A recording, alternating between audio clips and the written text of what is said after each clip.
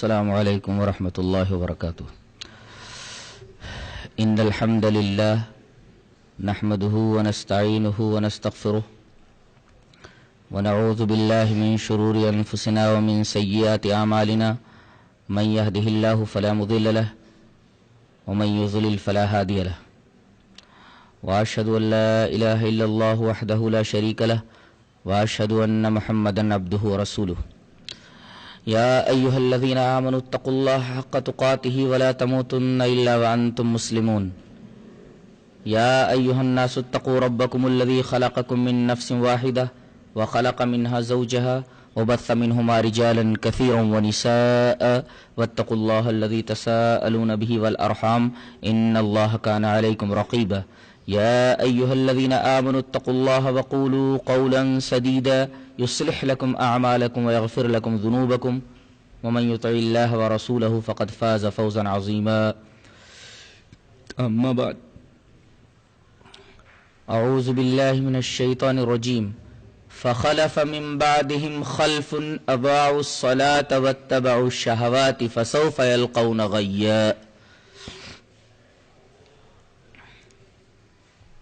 حضرات علماء کرام، محترم بزرگوں، نوجوان بھائیوں، پیارے بچوں، پردہ نشین ماں اور بہنوں،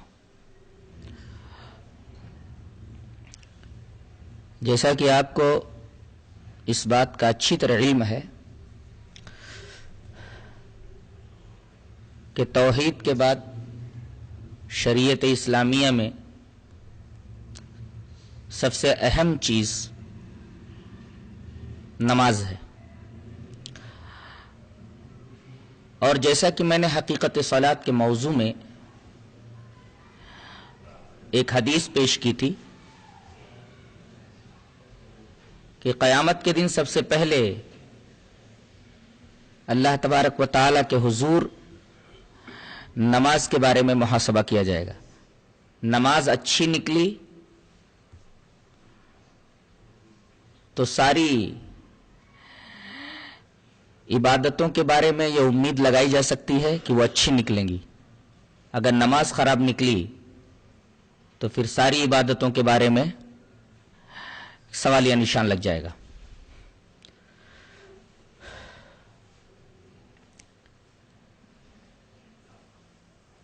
نماز کے محاسبے میں سب سے پہلے تو یہ پوچھا جائے گا کہ تم نے نماز ادا کی یا نہیں کی.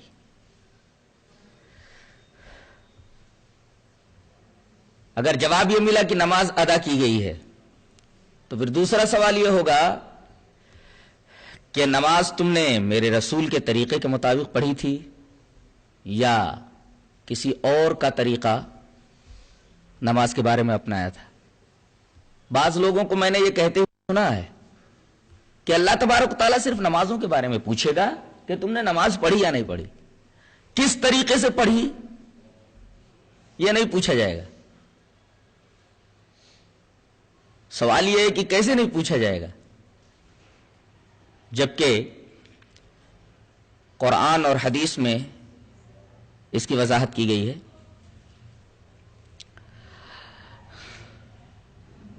اصل میں وہی شخص نماز اچھی طرح پڑھ سکتا ہے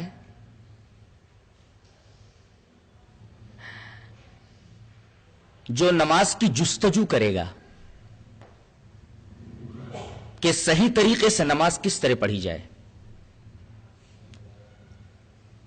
اگر اس بارے میں اسے جستجو نہیں ہوگی کہ نماز کا صحیح طریقہ کیا ہے، نبی کریم صلی اللہ علیہ وسلم نے کس طریقے سے نماز پڑھی ہے، تو پھر وہ صحیح طریقے سے نماز نہیں پڑھ پائے گا. اللہ تبارک و تعالیٰ نے ارشاد فرمایا قل ان صلاتي ونسكي ومحياي ومماتي لله رب العالمین. آپ کہہ دیجئے بے شک میری نماز، میری قربانی، میرا مرنا، میرا جینا سب اللہ کے لیے ہے. اگر یہ تصور انسان کے ذہن میں آ جائے کہ میری نماز اللہ کے لیے ہونی چاہیے، تو ظاہر ہے کہ وہ یہ سوچے گا کہ نماز کا کون سا طریقہ اللہ کو محبوب ہوگا اور نماز کا کون سا طریقہ اسے مطلوب ہے، پھر آٹومیٹیکلی وہ نماز کے صحیح طریقے کی تلاش میں لگ جائے گا۔ حدیث پاک بھی آپ کے سامنے پیش کی گئی تھی، دوبارہ وہ حدیث میں آپ کے سامنے پیش کر دیتا ہوں۔ وعن ابی قلابۃ حدثنا ابو سلیمان مالک بن الحویرث قال قال لنا رسول اللہ صلی اللہ علیہ وسلم صلوا كما رأيتموني اصلي فاذا حضرت الصلاة فليؤذن لكم احدكم وليؤمكم اکبرکم، رواہ البیہقی فی السنن الکبریٰ۔ حضرت مالک ابن حویرث فرماتے ہیں کہ ہم سے نبی کریم صلی اللہ علیہ وسلم نے ارشاد فرمایا کہ تم لوگ اسی طرح نماز پڑھو جس طریقے سے تم نے مجھے نماز پڑھتے ہوئے دیکھا ہے۔ یہ حکم ہے کہ نماز وہی اللہ تبارک و تعالی کو محبوب ہوگی اور مطلوب ہوگی جو نماز میرے طریقے کے مطابق ہوگی، ورنہ آپ یہ نہ فرماتے کہ تم لوگ نماز اسی طریقے سے پڑھو جس طریقے سے تم نے مجھے پڑھتے ہوئے دیکھا ہے۔ تو آئیے دیکھتے ہیں کہ نبی کریم صلی اللہ علیہ وسلم کی نماز کیا تھی، یعنی محمدی نماز کون سی ہے۔ نبی کریم صلی اللہ علیہ وسلم نے نماز میں سب سے پہلے یہ حکم دیا ہے کہ تم لوگ اپنی صفیں درست کر لو، سیسا پلائی ہوئی دیوار کی طرح کھڑے ہو جاؤ، صفوں کے درمیان کہیں خلل نہ رہ جائے۔ صلاۃ کے مکمل ہونے کے لیے تسویہ صفوف ضروری ہے۔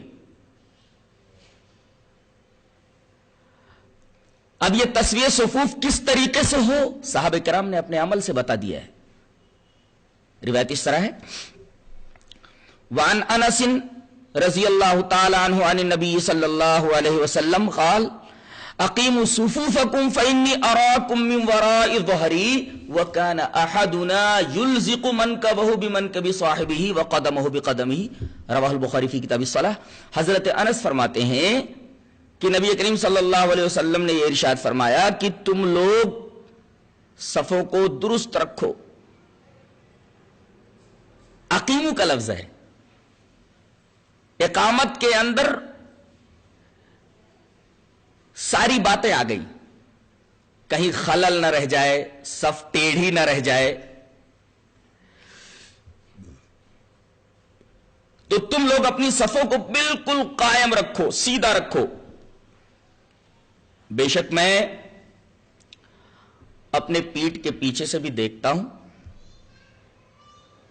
اس حکم کو سننے کے بعد حضرت انس فرماتے ہیں کہ ہم میں سے ہر ایک، وَكَانَ أَحَدُنَا، ہم میں سے ہر ایک اپنے ساتھی کے کندھے سے اپنا کندھا ملا دیتا تھا اور اپنے ساتھی کے قدم سے اپنا قدم ملا دیتا تھا۔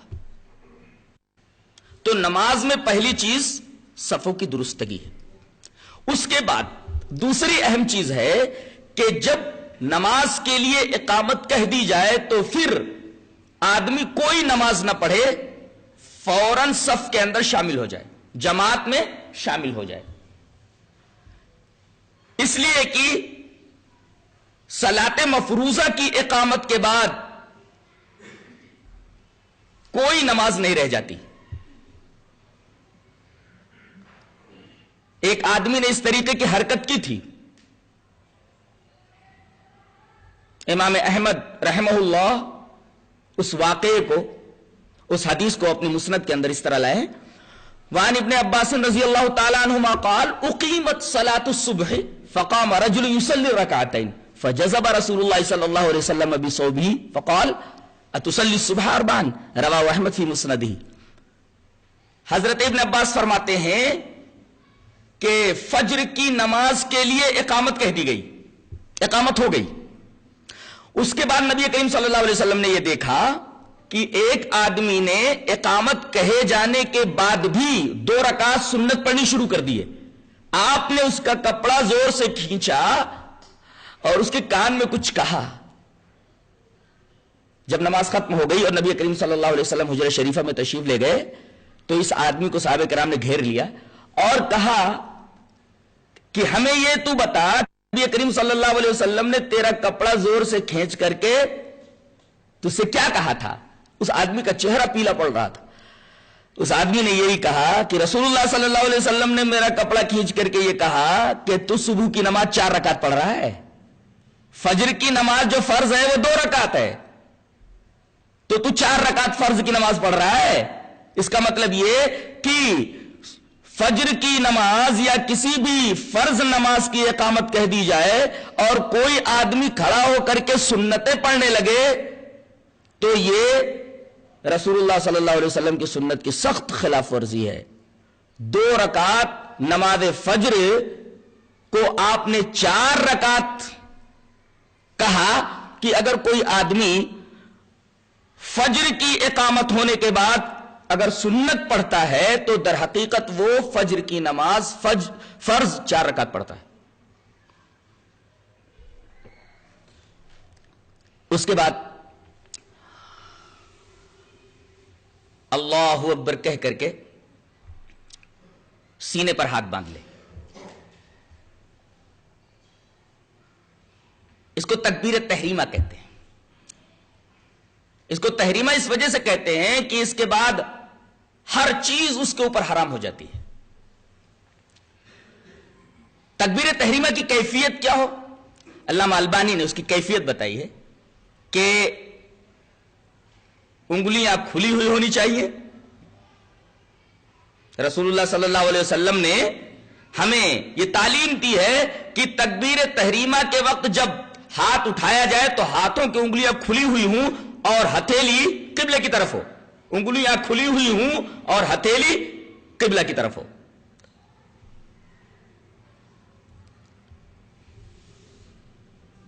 پہلے ہاتھ اٹھائے یا اللہ اکبر کہے؟ تکبیر پہلے بولے یا پہلے ہاتھ اٹھائے؟ دونوں جائز ہے. پہلے تکبیر کہے اس کے بعد ہاتھ باندھے سینے کے اوپر، یا پہلے سینے پر ہاتھ باندھ لے اس کے بعد تکبیر کہے؟ دونوں طریقے سے جائز ہے.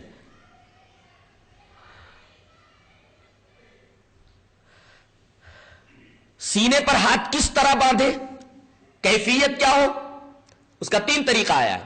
یا تو زرہ کو زرہ کے اوپر رکھے، یا ہاتھ کو کلائی کے اوپر رکھے، یا ہتھیلی کو رسغ کے اوپر، ہتھیلی کے گٹے کے اوپر رکھے. یہ 3 طریقہ ہے سینے پر ہاتھ باندھنے کا. سینے پر ہاتھ باندھنے کی روایت امام ابن خزیمہ اپنی صحیح کے اندر لائے ہیں حضرت وائل ابن حجر سے.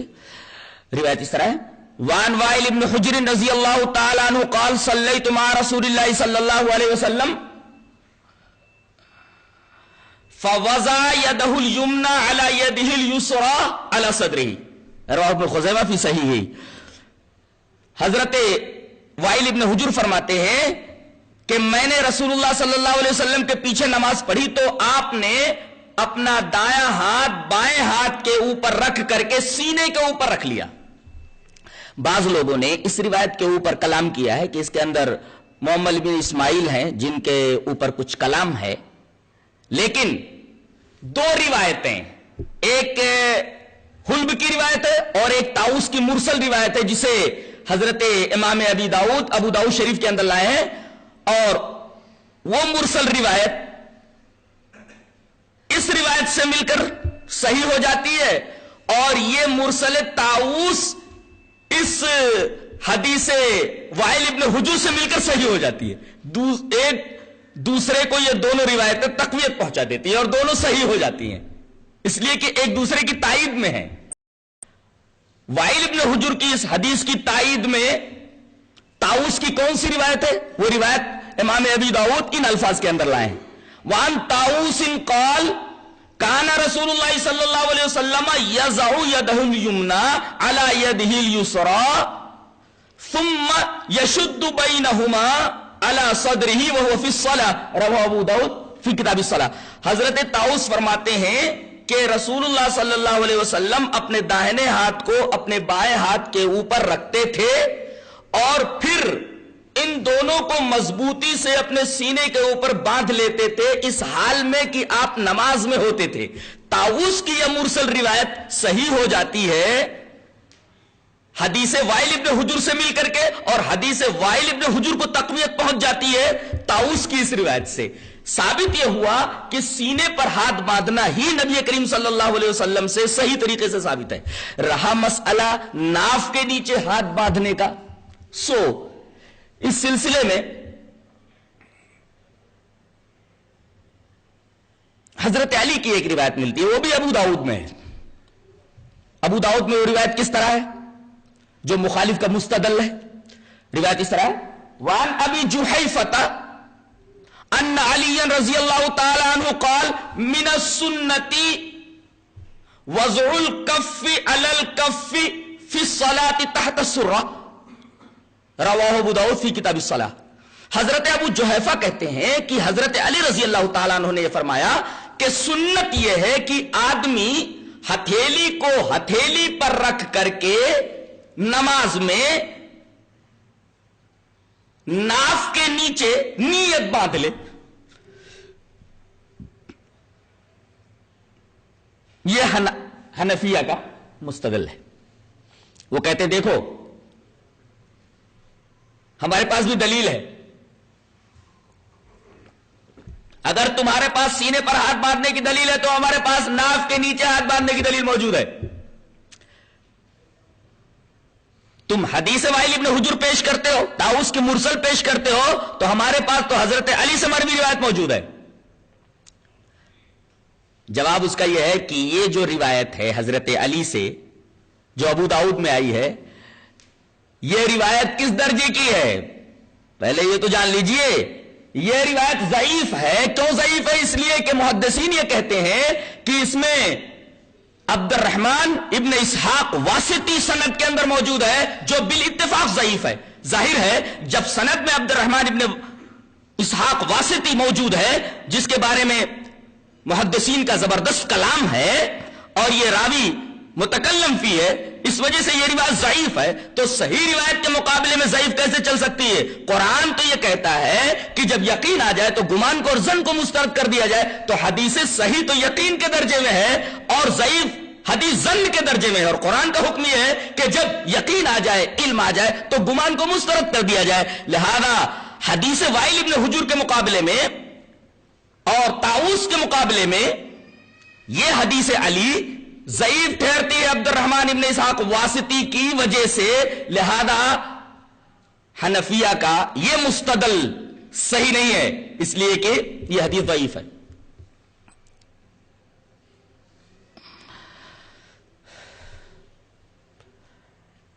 یہ تو سینے پر نیت باندھنے کی صحیح روایت کا تذکرہ تھا. نیت کے تعلق سے بھی ایک بات ذہن نشین کر لیجئے کہ بعض لوگ جیسے ہی نماز کے اندر کھڑے ہوتے ہیں اردو میں یا انگریزی میں یا جو بھی ان کی زبان ہوتی ہے زبان سے نیت کرنا شروع کر دیتے ہیں. نیت کرتا ہوں میں 4 رکعت نماز فرض, پیچھے اس امام کے منہ میرا کعبہ شریف کی طرف, وقت ظہر, اور نہ جانے کیا کیا بولتے رہتے. کیا یہ صحیح ہے؟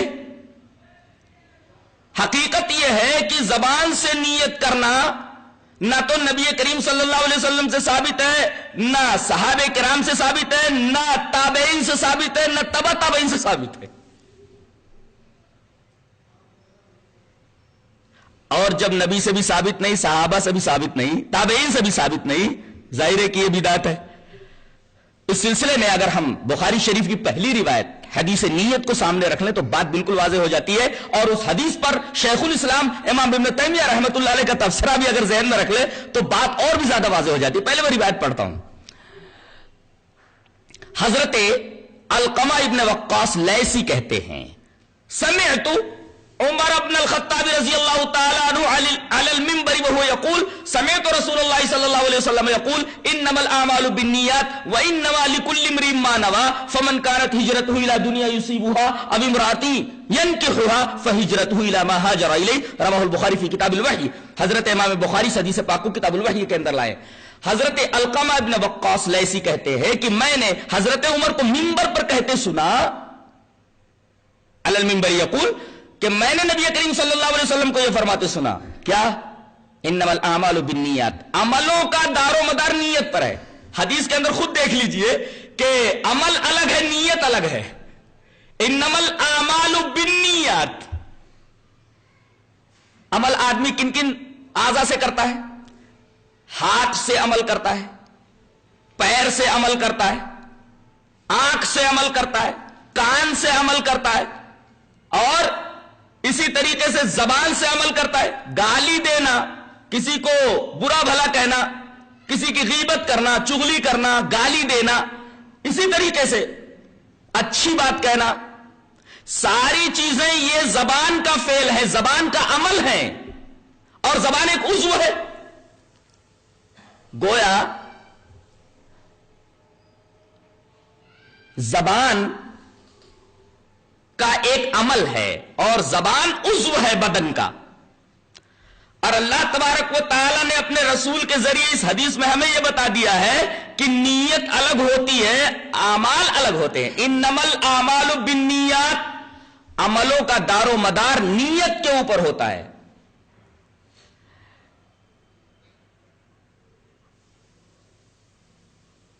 نیت کا تعلق قلب سے ہے اور اعمال کا تعلق اعضاء و جوارح سے ہے. حضرت علامہ ابن تیمیہ رحمت اللہ علیہ نے اس پر ایک بڑا دقیق اور بڑا لطیف تبصرہ فرمایا ہے. میں چاہتا ہوں وہ تبصرہ آپ کے گوش گزار کر دوں. وہ کہتے ہیں کہ اگر کوئی آدمی زبان سے نیت کرتا ہے تو تحصیل حاصل کرتا ہے, اور تحصیل حاصل بے وقوفی ہے, حماقت ہے. مثلا مجھے گلاس میں پانی دے دیا جائے تو مجھے پانی حاصل ہو گیا, اب پانی حاصل ہونے کے بعد میں پانی حاصل کروں, یہ حماقت ہے. جو چیز حاصل ہو گئی اس کو حاصل کرنا حماقت ہے, اس کو حاصل کرنے کی کوشش کرنا حماقت ہے. جو چیز مل گئی اس کو تلاش کرنے کا کیا مطلب ہے, اس کو حاصل کرنے کا کیا مطلب ہے؟ اس کو کہتے ہیں تحصیل حاصل. اب جب دل نے نیت کر لی, دل میں نیت ہو گئی, تو پھر اب زبان سے نیت کرنے کا کیا مطلب ہوا؟ یہ تو تحصیل حاصل ہوا. جو چیز پہلے سے حاصل ہو چکی ہے اس کو آدمی حاصل کر رہا ہے. بہت لطیف تبصرہ ہے, اور در حقیقت علامہ ابن تیمیہ رحمت اللہ علیہ کے رفعت علم کی دلیل ہے.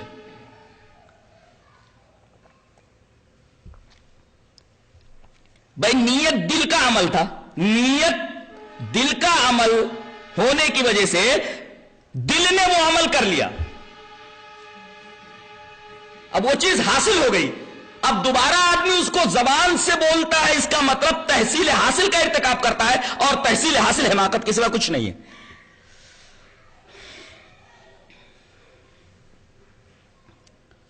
لہذا زبان سے نیت کرنا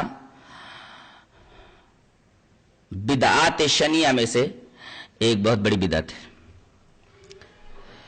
ہم کہاں تک پہنچے تھے کہ سینے پر ہاتھ باندھ لیا جائے. اب سینے پر ہاتھ باندھنے کے بعد تعوذ اور تسمیہ کے ساتھ آپ الحمد شریف پڑھیے, اس کے بعد کسی سورت کو ملا لیجئے, اس کے بعد آپ رکوع میں جائیے. رکوع میں جانے سے پہلے آپ رفع الیدین کیجئے, رکوع سے اٹھیے تو رفع الیدین کیجئے. اس رفع الیدین کا ثبوت ہے؟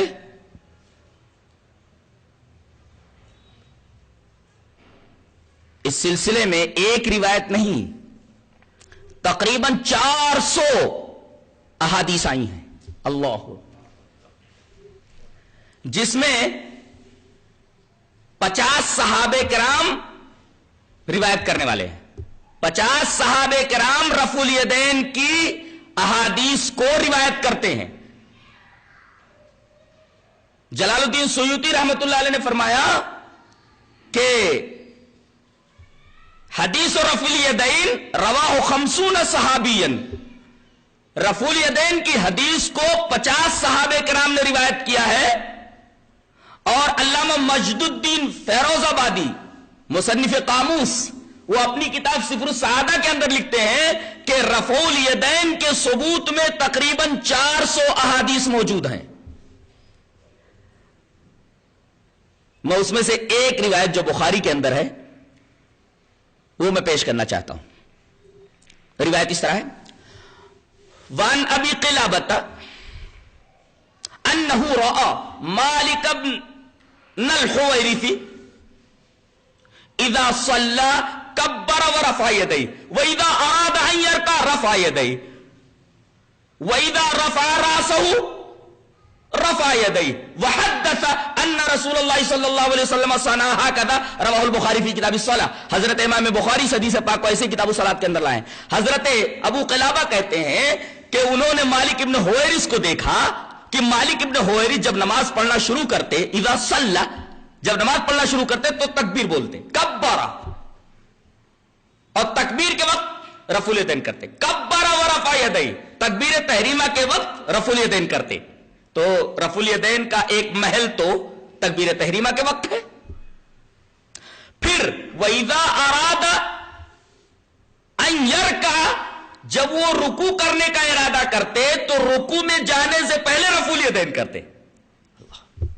وَإِذَا رَفَعَ رَأْسَهُ، اور جب رکوع سے اپنا سر اٹھاتے تو رفع یدیہ، تب رفع الیدین کرتے۔ یہ روایت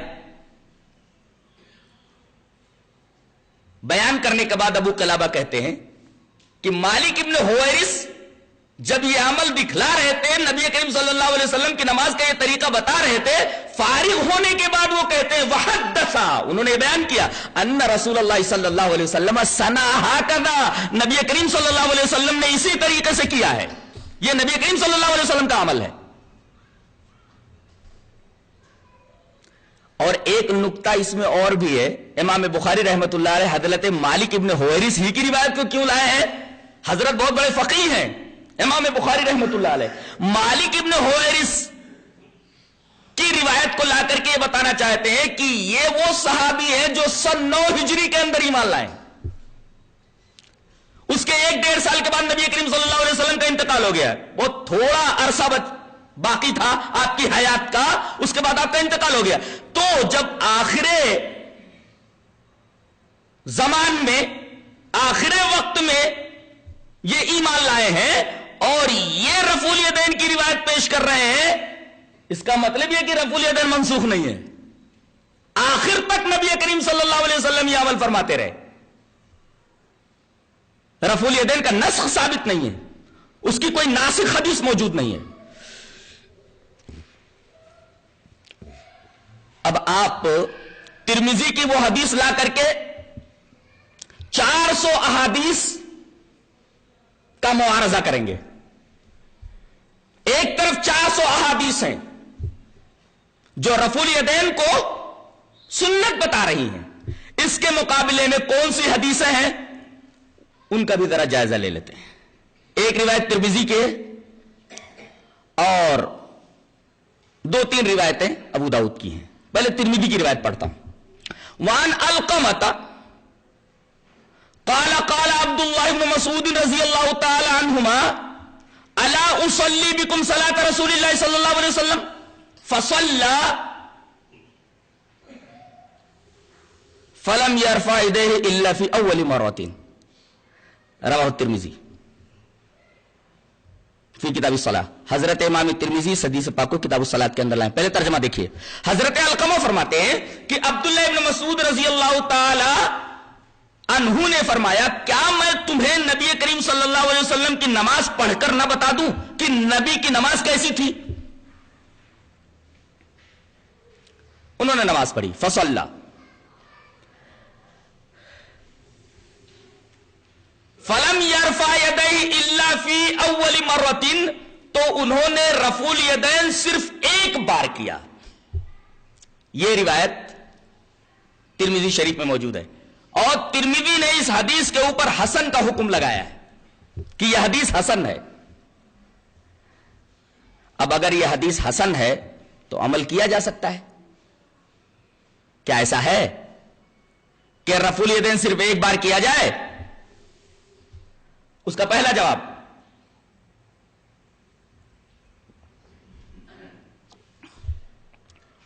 یہ ہے کہ ابو داؤد یہی روایت ابو داؤد کے اندر لا رہے ہیں،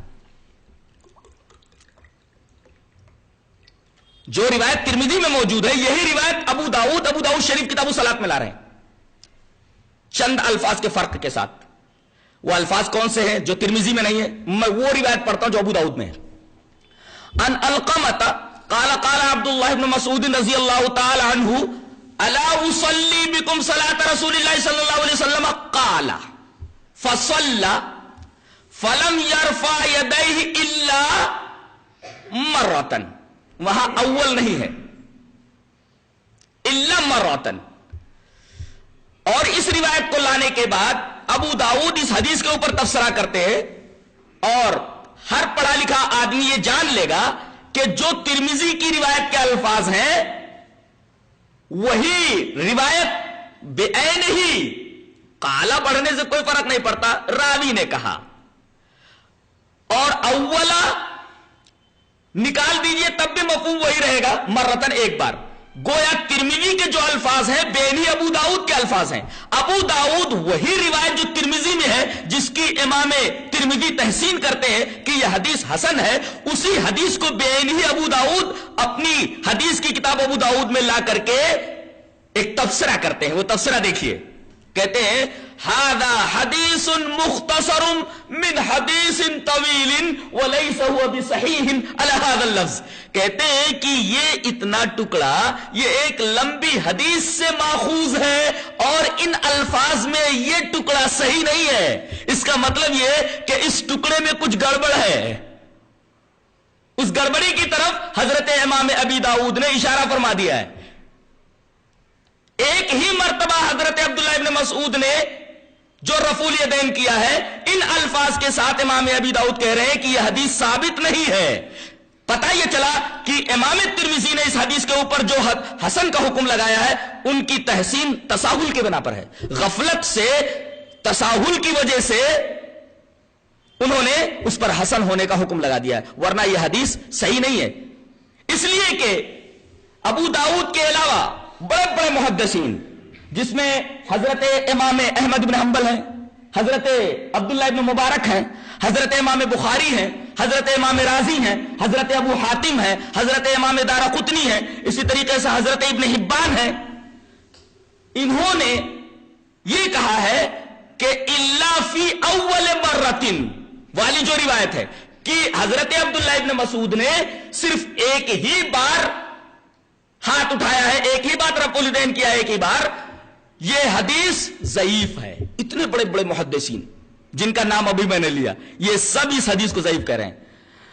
ثابت یہ ہوا کہ یہ حدیث ضعیف ہے، اور یوں بھی اگر آپ اس حدیث کے اوپر عمل کرنا چاہیں تو اس حدیث کا ایک اور جواب ہے، میں سمجھتا ہوں کہ سب سے اچھا جواب اس حدیث کا وہی ہے۔ کیا؟ حضرت عبداللہ ابن مسعود رضی اللہ تعالیٰ عنہ نے صرف تکبیر تحریمہ کے وقت ہاتھ اٹھایا ایک بار۔ حدیث کا حقیقی مطلب یہ ہے کہ تکبیر عند الافتتاح، نماز شروع کرتے وقت جو تکبیر کہی جاتی ہے اس تکبیر کہنے کے وقت میں ایک ہی مرتبہ ہاتھ کو اٹھایا جائے، 2 بار یا 3 بار یا 4 بار مت اٹھایا جائے۔ تکبیر عند الافتتاح ایک ہی بار ہے، تو کون اس کا قائل نہیں ہے؟ کون کہتا ہے کہ ایک بار تکبیر تحریمہ کرو، پھر دوسری مرتبہ تکبیر تحریمہ بولو، پھر تیسری مرتبہ تکبیر تحریمہ کے لیے ہاتھ اٹھاؤ؟ ایک ہی مرتبہ تکبیر تحریمہ کے لیے ہاتھ اٹھانا ہے، بس 2 مرتبہ نہیں، 3 مرتبہ نہیں، 4 مرتبہ نہیں۔ اگر یہ مفہوم اس حدیث کا لے لیا جائے تو پھر کوئی تعارض اور کوئی معارضہ دیگر صحیح احادیث سے صحیح سے نہیں رہتا۔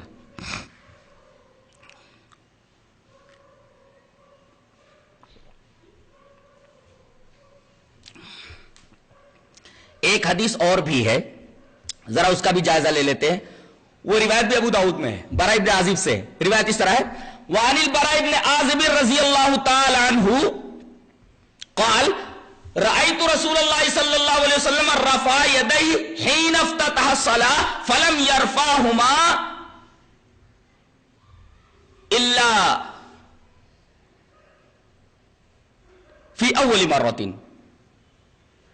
حضرت براء ابن عازب فرماتے ہیں، ابو داؤد کی یہ روایت جو کتاب الصلاح کے اندر ہے، حضرت براء ابن عازب یہ فرماتے ہیں کہ میں نے رسول اللہ صلی اللہ علیہ وسلم کو دیکھا کہ آپ نے جب نماز کا افتتاح کیا، آپ نے جب نماز شروع کی تو آپ نے دونوں ہاتھوں کو ایک ہی بار اٹھایا. براء ابن عازب کی اس حدیث کے اندر ایک خرابی ہے اور یہ مخالف کا مستدل نہیں بن سکتی. کیوں؟ اس لیے کہ محمد ابن ابی لیلہ اس سند کے اندر ہے، اور محمد ابن ابی لیلہ کے تعلق سے کلام یہ ہے کہ یہ ضعیف ہیں. اب سند میں محمد ابن ابی لیلہ کے آنے کی وجہ سے یہ روایت ضعیف ہو گئی ہے، لہذا یہ روایت بھی قابل قبول نہیں ہے. اور براء ابن عازب ہی کی ایک روایت ابو داؤد میں اور بھی ہے، ثم لا یعود کا لفظ ہے، یہ ثم لم یعودہ. ایک بار آپ نے تکبیر تحریمہ کے وقت ہاتھ اٹھایا، رفع الیدین کیا، اس کے بعد آپ نے رفع الیدین نہیں کیا. ثم لم یعودہ کا لفظ کہتے ہیں کہ مدرج ہے، یہ الفاظ بعد میں داخل کر دیے گئے حدیث کے اندر. حدیث حقیقی جو ہے اس کے الفاظ نہیں ہے، یہ بعد میں مدرج ہے، مدرج میں داخل کر دیے گئے ہیں، یعنی نبی کے الفاظ نہیں ہے یہ، اور نبی کا یہ طریقہ نہیں ہے.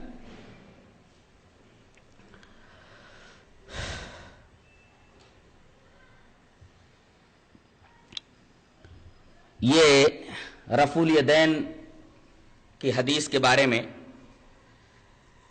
ایک تبصرہ تھا. اب سب سے اہم بات رفع الیدین کے تعلق سے میں عرض کرنا چاہتا ہوں کہ نبی کریم صلی اللہ علیہ وسلم نے آخر وقت تک رفع الیدین نہیں چھوڑا ہے. اس سلسلے میں ایک روایت ملتی ہے. اب تک میں یہ سمجھتا تھا کہ وہ روایت موضوع ہے یا وہ روایت ضعیف ہے. اس روایت کو دیکھ لیتے ہیں. عن ابن عمر رضی اللہ تعالی عنہما ان رسول اللہ صلی اللہ علیہ وسلم کان اذا افتتح الصلاة رفع یدیہ واذا رکع واذا رفع راسہ من الرکوع وکان لا يفعل ذالک فی السجود فما زالت تلک صلاته حتی لقی اللہ. یہ روایت حضرت حافظ ابن حجر اسقلانی رحمت اللہ علیہ اپنی حدیث کی کتاب تلخیص الحبیر کے اندر لائے ہیں. ترجمہ یہ ہے، حضرت ابن عمر رضی اللہ تعالیٰ عنہ فرماتے ہیں کہ رسول اللہ صلی اللہ علیہ وسلم جب نماز کو شروع کرتے تب رفع الیدین کرتے، جب رکوع کرتے تب رفع الیدین کرتے، اور جب رکوع سے سر اٹھاتے تب رفع الیدین کرتے، اور سجدے کے وقت سجدے سے سر اٹھانے یا جانے میں رفع الیدین نہیں کرتے تھے. فما زالت تلک صلاۃ حتی لقی اللہ. آپ کا یہی عمل رہا یہاں تک کہ آپ نے اللہ سے ملاقات کر لی. اللہ، یہ حدیث بتا رہی ہے کہ رفع الیدین کا کوئی ناسخ موجود نہیں ہے. فما زالت تلک صلاۃ، آپ برابر اسی طریقے سے رفع الیدین کرتے رہے یہاں تک کہ اللہ سے آپ نے ملاقات کر لی، یعنی انتقال کے وقت تک مسلسل آپ رفع الیدین کرتے رہے. رفع الیدین منسوخ نہیں ہے. اب سوال یہ ہے کہ اس حدیث کے اوپر جو کلام ہے اس کا کیا ہوگا؟ کلام کیا ہے؟ اس میں دو راوی ہیں، ایک عبد الرحمن ابن قریش ہیں اور عبد الرحمن ابن قریش کے باپ ابن خزیمہ. عبد الرحمن ابن قریش ابن خزیمہ، ان کے بارے میں ذہبی نے یہ کہا ہے کہ یہ وزاع، یعنی یہ حدیث گڑھا کرتے تھے، یہ اتہام ہے. سلیمانی نے یہ اتہام ذکر کیا ہے، لیکن حقیقت یہ ہے کہ یہ صرف تہمت ہے. کسی راوی کے بارے میں کوئی حکم لگانا الگ چیز ہے اور حکم کا ثابت ہونا الگ چیز ہے. کسی راوی کو ضعیف کہہ دیا جائے وہ ایک الگ چیز ہے، لیکن اس کا ضعف ثابت ہونا یہ الگ بات ہے. تو یہ اتہام لگایا گیا کہ وہ وزاع ہے، یعنی حدیث کے گڑھنے والے، لیکن یہ فقط اتہام ہے. اس لیے کہ لسان المیزان کے اندر خطیب بغدادی رحمت اللہ علیہ کا ایک قول ان کے بارے میں، عبد الرحمن ابن قریش ابن خزیمہ کے بارے میں، کہ لا یسمع عنہ الا خیرا، کہ کہ ان کے معاملے میں خیر کے علاوہ کچھ نہیں سنا گیا. حضرت خطیب بغدادی نے جب ان کی توثیق کر دی، ان کی توصیف کر دی، تعریف اور مدح کر دی، اس کا مطلب یہ ہوا کہ سلیمانی نے جو وضاح ہونے کا تذکرہ کیا ہے یہ صرف تہمت ہے، تہمت ثابت نہیں ہوئی ہے. دوسرا راوی ہے اسما ابن محمد ابن ہشام. اسما ابن محمد ابن ہشام کے بارے میں ایک محدث ہے یحییٰ ابن قطان، وہ کہتے ہیں یہ جھوٹا ہے. یحییٰ ابن قطان نے کہا کہ یہ کذاب راوی ہے، جھوٹا ہے. اور اسی طریقے سے ابو حاتم ایک محدث ہے، وہ کہتے ہیں لیس بالقوی، یہ آدمی قوی نہیں ہے. لیکن یہاں حکم لگانے میں گڑبڑی جو ہے وہ یہ ہے کہ ایک ہے اسما ابن محمد ابن ہشام اور ایک ہے اسما ابن محمد ابن فضالہ. اس روایت کے طریق میں اسما ابن محمد ابن فضالہ ہیں، اسما ابن محمد ابن ہشام نہیں ہے، جن کے بارے میں یحییٰ ابن قطان نے کہا کہ یہ کذاب ہے اور ابو حاتم نے کہا لیس بالقوی، یہ قوی نہیں ہے. در حقیقت یہ جرح اسما ابن محمد ابن ہشام کے اوپر ہے اور اس روایت کے طریق میں اسما ابن محمد ابن ہشام نہیں، اسما ابن محمد ابن فضالہ ہے. ان کے بارے میں اس طریقے کی جرح موجود نہیں ہے. تو یہ دو راوی تھے، عبد الرحمن ابن قریش ابن خزیمہ اور اسما ابن محمد ابن ہشام. اسما ابن محمد ابن ہشام کے بارے میں وضاح ہونے، یہ کذاب ہونے کا اور لیس بالقوی ہونے کی بات کہی گئی ہے. اسما ابن محمد ابن فضالہ جو اس روایت کے طریق میں، ان کے اوپر یہ حکم نہیں ہے. لہذا یہ حدیث بالکل صحیح سالم ہے، جس سے ثابت یہ ہو جاتا ہے کہ نبی کریم صلی اللہ علیہ وسلم آخر وقت تک رفع الیدین کرتے رہے.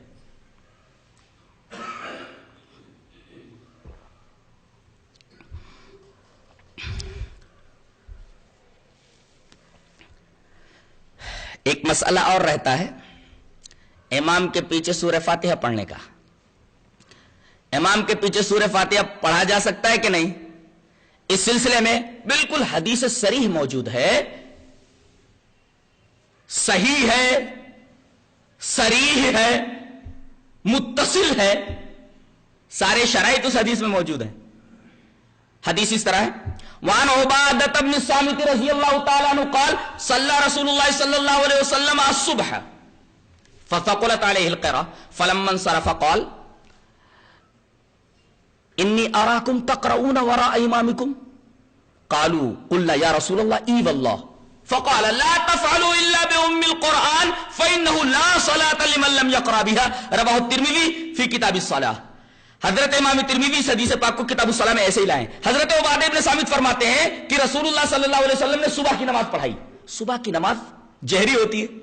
اچھا، جب آپ نے سلام پھیرا تو آپ نے فرمایا انی اراکم تقرؤون امامکم، لگتا ہے تم امام کے پیچھے پڑھتے ہو، مجھے کچھ سنائی دیا ہے، اس لیے کہ قرات میرے اوپر بھاری ہو گئی، تم میرے پیچھے پڑھتے ہو. قالوا، تو ان لوگوں نے کہا یا رسول اللہ ای واللہ، ہاں خدا کی قسم ہم آپ کے پیچھے پڑھتے. آپ نے کیا فرمایا؟ فلا تفعلوا الا بأم القرآن، لا تفعلوا الا بأم القرآن، سنو سوائے سورہ فاتحہ کے کچھ مت پڑھو. یہ لوگ کیا کرتے تھے کہ نبی کریم صلی اللہ علیہ وسلم جو سورت پڑھتے تھے وہ سورت بھی پڑھنے لگتے تھے. تو نبی کی جو ممانعت ہے وہ سورہ فاتحہ کے تعلق سے نہیں، بلکہ اس کے بارے میں تو حکم ہے لا تفعلوا الا بأم القرآن، نہ پڑھو مگر سورہ فاتحہ. یعنی لا کے بعد اللہ سے استثناء ہے جو حصر کا فائدہ دیتا ہے کہ مقتدی کو صرف سورہ فاتحہ پڑھنا ہے.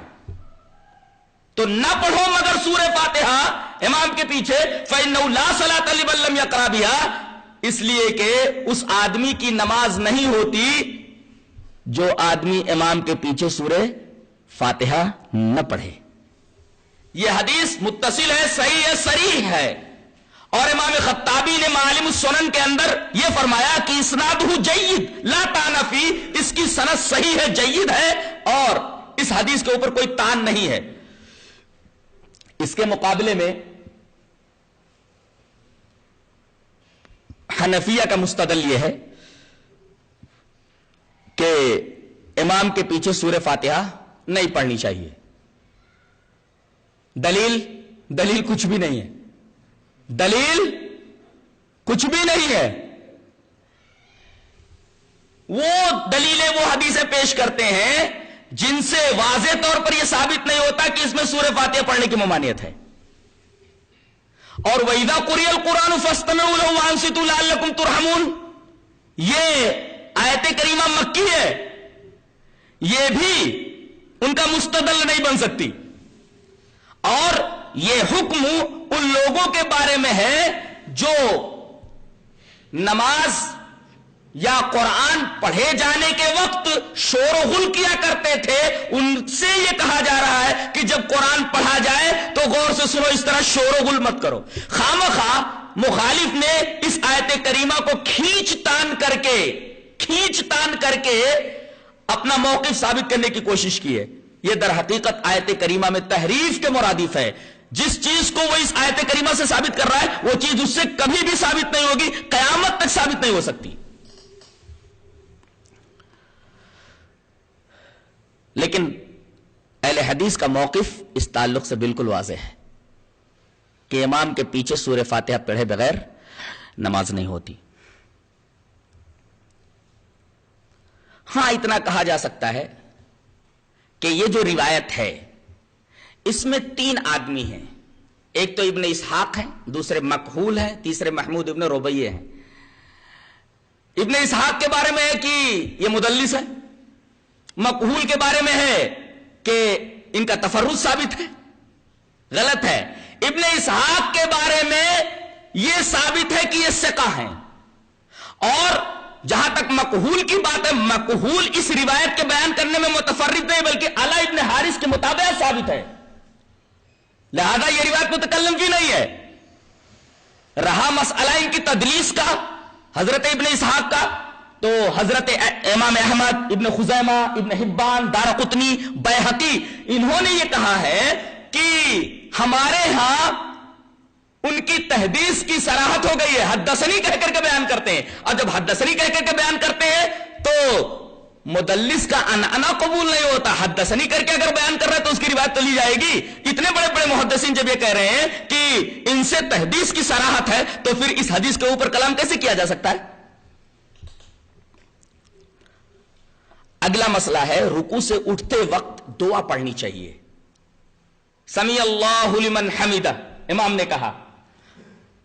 مخالف بغیر کچھ پڑھے ہوئے ڈائریکٹ سجدے کے اندر چلا جاتا ہے, اللہ اکبر, ایک بہت بڑی فضیلت سے محروم رہ جاتا ہے ایک دعا نہ پڑھنے کی وجہ سے. اور دوسرے اعتدال فوت ہو جاتا ہے ایسے شخص سے جو رکوع سے سیدھا کھڑا ہوا, ابھی پوری طرح کھڑا نہیں ہوا تھا کہ سجدے میں چلا گیا. ایک تو اعتدال ختم ہو گیا, اعتدال جو ضروری تھا نماز میں اس سے وہ محروم رہ گیا, اور دوسرے ایک دعا سے محروم ہو گیا. دعا کیسی ہے وہ دیکھتے ہیں ذرا. ان رفاعت ابن رافع الزرقی قال كنا يوما نصلي وراء النبي صلى الله عليه وسلم فلما رفع راسه من الركعه قال سمع الله لمن حمده قال رجل وراءه ربنا ولك الحمد حمدا كثيرا طيبا مباركا فيه فلما انصرف قال من المتكلم قال انا قال رأيت بضعة وثلاثين ملكا يقتدرون أيهم يكتبها أول رواه البخاری فی کتاب الصلاة. حضرت امام بخاری حدیث پاک کو ایسے کتاب الصلاة کے اندر لائے. راوی حضرت رفاع ابن رافع زرقی ہیں. حضرت رفاع ابن رافع زرقی فرماتے ہیں کہ ایک دفعہ ہم نبی کریم صلی اللہ علیہ وسلم کے پیچھے نماز پڑھ رہے تھے. آپ نے جب رکوع سے سر اٹھایا تو کہا سمیع اللہ لمن حمدہ. پیچھے ایک آدمی تھا, قال رجل وراءہ, ایک آدمی پیچھے تھا, بولا ربنا ولک الحمد. کیا؟ ربنا ولک الحمد حمدا کثیرا طیبا مبارکا فی. جب نماز ختم ہوئی فلما انصرف, جب آپ نے سلام پھیرا تو پوچھا من المتکلم, یہ بولنے والا کون تھا؟ قال انا, وہ آدمی بولا کہ اللہ کے رسول میں نے یہ کلمات کہے. قال رسول اللہ صلی اللہ علیہ وسلم فرمایا ارے کیسے کلمات تیری زبان سے نکلے ہیں؟ رأیت بضعة وثلاثین ملکا, میں نے دیکھا کہ 30 سے زائد فرشتے سبقت لے جا رہے ہیں کہ کون سب سے پہلے ان کلمات کو لکھتا ہے.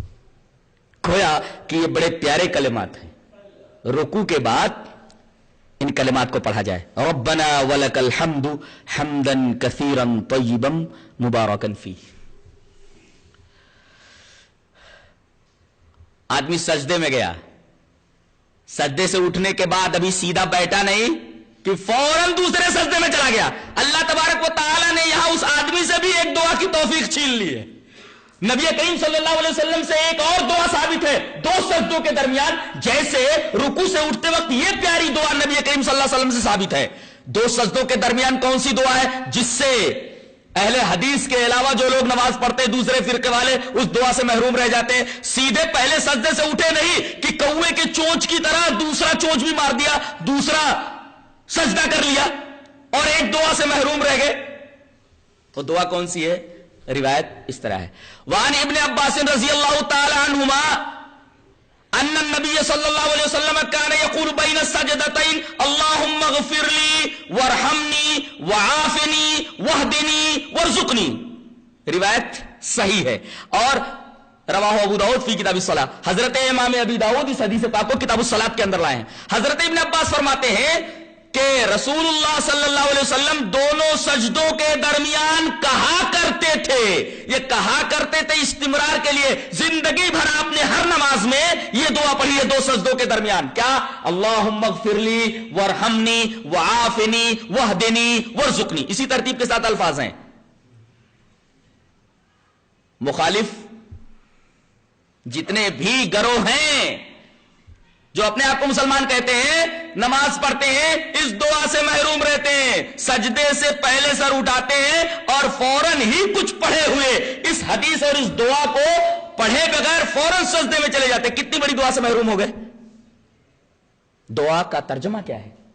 اے اللہ مجھے بخش دے, اللہم اغفر لی وارحمنی, اے اللہ بخش دینے کے ساتھ ساتھ میرے اوپر رحم فرما, وعافنی مجھے معاف کر دے, واہدنی مجھے ہدایت دے کہ میں زندگی بھر صراط مستقیم پر چلتا رہوں, وارزقنی اور مجھے روزی دے. روزی دے, ہر چیز کی روزی دے, مجھے اولاد کا رزق دے, رزق حلال عطا فرما. ساری چیزیں اس دعا کے ضمن میں آ گئی. کتنی بڑی دعا سے آدمی محروم ہو جاتا ہے.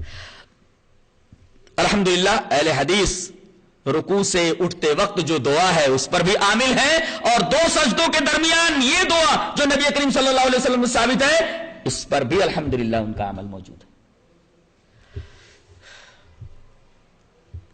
ایک مسئلہ اور رہ گیا. امام جب غیر المغضوب علیہم ولا الضالین کہے تو آمین بولنا کیسا ہے؟ زور سے کہ دھیرے؟ جہرن کہنا چاہیے کہ سرن؟ اس سلسلے میں پہلی روایت امام بخاری بھی لائے ہیں اور اس کو امام مسلم بھی لائے ہیں. روایت اس طرح ہے, وعن ابی ہریرہ رضی اللہ تعالی عنہ ان رسول اللہ صلی اللہ علیہ وسلم قال اذا امن الامام فامنوا فانه من وافق تامینه تامین الملائکہ غفر له ما تقدم من ذنبه. وقال ابن شهاب كان رسول الله صلی اللہ علیہ وسلم يقول آمین. رواہ البخاری فی کتاب الصلاۃ. حضرت ابو ہریرہ فرماتے ہیں کہ رسول اللہ صلی اللہ علیہ وسلم نے ارشاد فرمایا جب امام آمین بولے تو تم آمین بولو. ظاہر ہے کہ وہ زور سے نہیں بولے گا تو پیچھے والے کیسے جو ہے آمین بولیں گے؟ یہ حدیث خود بتا رہی کہ امام آمین زور سے بولے گا اور پیچھے والے بھی امام کی آمین سن کر کے آمین بولیں گے. یہاں صاف ہے اذا امن الامام, جب امام آمین بولے گا تو پیچھے والے آمین بولیں گے, جس سے پتہ یہ چلا کہ امام جہرن آمین کہے گا. لیکن ایک قوم ہے کہ اگر کوئی آمین زور سے بول دے تو لڑنے مرنے پر آمادہ ہو جاتے ہیں.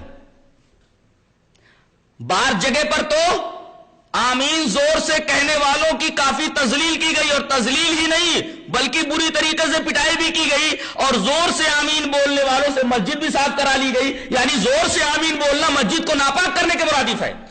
اللہ اکبر. سنت سے اس قدر حسد, سنت سے اس قدر جلن, سنت سے اس قدر نفرت, سنت سے اس قدر بیزاری. حدیث صحیح موجود ہے, مسلم کی بھی بخاری کی بھی, کہ امام آمین زور سے بولتا ہے تو اس کی جہرن آمین سن کر کے پیچھے جہرن آمین ہی کہیں گے. اس سلسلے میں چاہتا ہوں ایک اور روایت پیش کر دوں جسے امام ابن ماجہ رحمۃ اللہ علیہ کتاب الصلاۃ کے اندر لائے. روایت اس طریقے سے, وعن ابن عباس رضی اللہ تعالی عنہما قال قال النبی صلی اللہ علیہ وسلم ما حسدتکم اليہود علی شیء ما حسدتکم علی آمین فاکثروا من قول آمین. رواہ ابن ماجہ فی کتاب الصلاۃ. حضرت امام ابن ماجہ اس حدیث پاک کو کتاب الصلاۃ کے اندر لائے ہیں. اس روایت کے اوپر ایک ہلکا سا کلام ہے، پہلے وہ کلام صاف کر لیتے ہیں۔ اس روایت کے طریق میں ایک راوی حضرت طلحہ ابن عمر اس روایت میں موجود ہیں۔ طلحہ ابن عمر کے بارے میں یہ کہا جاتا ہے کہ یہ ضعیف ہیں، ٹھیک ہے، ضعیف مان لیتے ہیں ان کو، لیکن ان کے ضعیف ہونے سے یہ روایت ضعیف نہیں ہو گئی، بلکہ اس حدیث کے شواہد موجود ہیں۔ یہ شواہد کن سے ہیں؟ حضرت انس سے ہیں، حضرت ابو ہریرہ سے ہیں، اور اسی طریقے سے حضرت عائشہ رضی اللہ تعالیٰ عنہ سے ہیں۔ جب اس حدیث کے شواہد موجود ہیں تو شواہد کی بنا پر یہ حدیث اگر ضعیف بھی ہو طلحہ ابن عمر کی وجہ سے، تب بھی قابل استدلال ہے، یہ حدیث صحیح ہے۔ اس کلام کو صاف کرنے کے بعد سمجھ میں بات آئی کہ یہ حدیث صحیح ہے۔ اب ترجمہ دیکھ لیتے ہیں۔ حضرت ابن عباس رضی اللہ تعالیٰ عنہ فرماتے ہیں کہ نبی کریم صلی اللہ علیہ وسلم نے ارشاد فرمایا کہ زور سے آمین بولنے پر یہودیوں کو تم سے اتنا حسد ہوتا ہے کہ اتنا حسد وہ کسی چیز پر نہیں کرتے جتنا تمہارے آمین بولنے پر کرتے ہیں۔ اللہ، سوال یہ ہے کہ یہودی جب سنتے نہیں تھے آمین زور سے تو حسد کیسے کرتے تھے؟ اس کا مطلب یہ ہوا کہ جب امام بولتا تھا غیر المغضوب علیہم ولا الضالین تو پوری مسجد آمین کی آواز سے گونج اٹھتی تھی، یہاں تک کہ یہودی اگر باہر سے گزر رہا ہو تو اس کے کان میں آمین کی آواز پڑتی تھی، اور آمین کی آواز سن کر کے حسد سے، کینے سے، بغض سے، نفرت اور بیزاری سے مسلمانوں کے خلاف اس کا دل بھر جاتا تھا۔ اس لیے کہ آمین کا مطلب سمجھتے ہیں؟ ایک تو یہودیوں کے بارے میں امام بولتا ہے، کیا بولتا ہے؟ اے اللہ ہمیں ان لوگوں کے راستے پر چلانا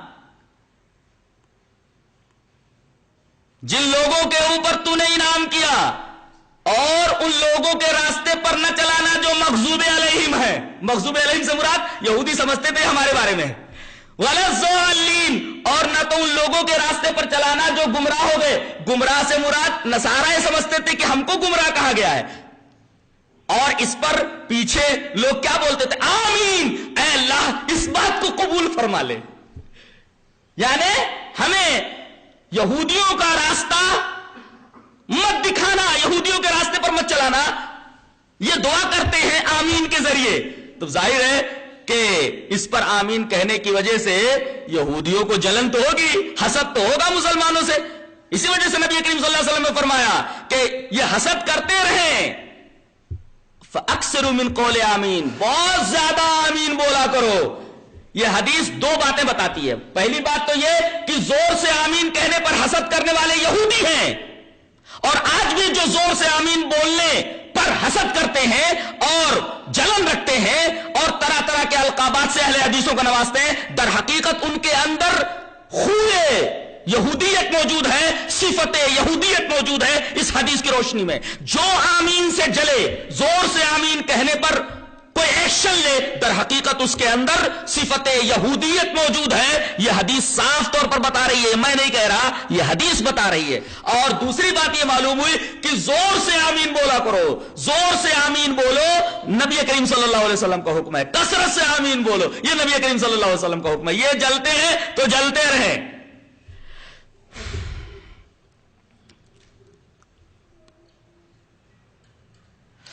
یہ آمین کا مسئلہ تھا۔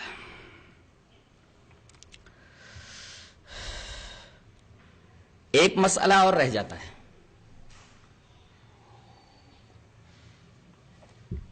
جلسے استراحت کا، اور دو سجدوں سے آدمی جب قیام میں جاتا ہے، کھڑا ہوتا ہے، اہل حدیثوں کے علاوہ ان دو افعال کے اوپر جو نبی کے اعمال و افعال ہیں کوئی عمل نہیں کرتا۔ جلسے استراحت کسے بولتے ہیں؟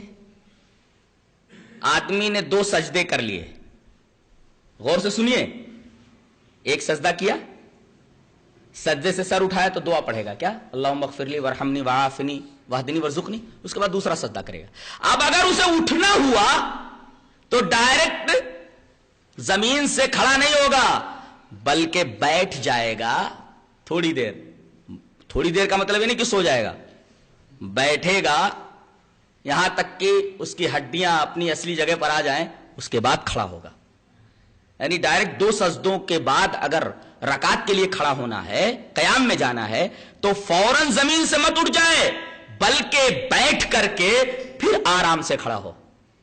اس حدیث کے اوپر صرف اہل حدیثوں کا عمل ہے, اور وہ حدیث موجود ہے ابو داؤد کتاب الصلاۃ کے اندر. روایت اس طرح ہے, ان مالک ابن الحویرث رضی اللہ تعالی عنہ انه راى النبي صلی اللہ علیہ وسلم اذا كان في وتر من صلاته لم ينهض حتى يستوي قاعدا. رواه ابو داؤد فی کتاب الصلاۃ. حضرت مالک ابن حویرث فرماتے ہیں کہ انہوں نے دیکھا کہ نبی کریم صلی اللہ علیہ وسلم جب نماز کی طاق رکعت میں ہوتے, اذا کان فی وتر من صلاتہ, نماز کی طاق رکعت میں ہوتے اور آپ کو 2 سجدوں کے بعد سیدھے کھڑا ہونا ہوتا, تو آپ فوراً زمین سے قیام کے لیے نہیں کھڑے ہوتے تھے بلکہ لم ينہض حتی یستوی قاعدا, آپ اس وقت تک نہیں اٹھتے تھے جب تک کہ آپ آرام سے بیٹھ نہ جائیں. 2 سجدوں کے بعد آرام سے بیٹھ جاتے تھے, اس کے بعد پھر کھڑے ہوتے تھے. اس حدیث کے اوپر اور نماز کے اس طریقے کے اوپر صرف اہل حدیثوں کا عمل ہے. الحمدللہ نبی کریم صلی اللہ علیہ وسلم کی سنت کے اوپر بھی اہل حدیثوں کا عمل ہے, اور مخالفین میں سے کسی بھی فرقے کا اس حدیث کے اوپر عمل نہیں ہے.